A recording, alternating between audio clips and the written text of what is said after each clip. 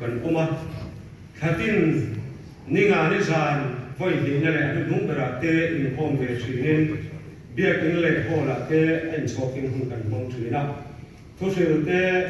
real soi a hian pavalai pol te tum sang te a konga pa kan son te na luren ko pui bi ngei te in kan soi ho thi boka chungba ka chuan tong trai ro le zai ho te in hun kan mong thi bo ani pavalai sum mu na ha ber hi thai le pho long ani a chunga tang chuan chen noi khat sing sarik sang li somnga le kan nei kan ko chua ka noi khat sing tung sang tung sa tung som sarik le pakhat kan rala ko rana hian chen sing sarik sang ria kan chung lu fe ani missionary hi kan chung lo ba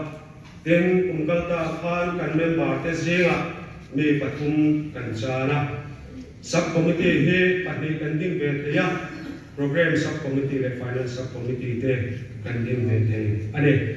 ten pavalai bo che te sang zenga hian apoi mo zol pahni kan han ta langila kumsam ke somdi panga Christmas pualin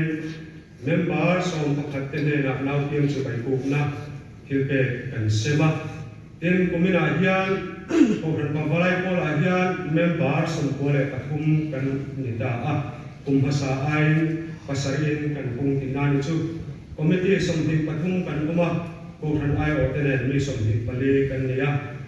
abik ta ten ob ta hi harin welfare tir ila chairman hi puzo sang le kong ni ani a vice chairman kubila ram ni na assistant secretary pualan moya ani a treasurer pusilarin felani in finance secretary pualan moya rante ani a zanina report te tu hi lalong saya secretary ani kati zong ka report te ni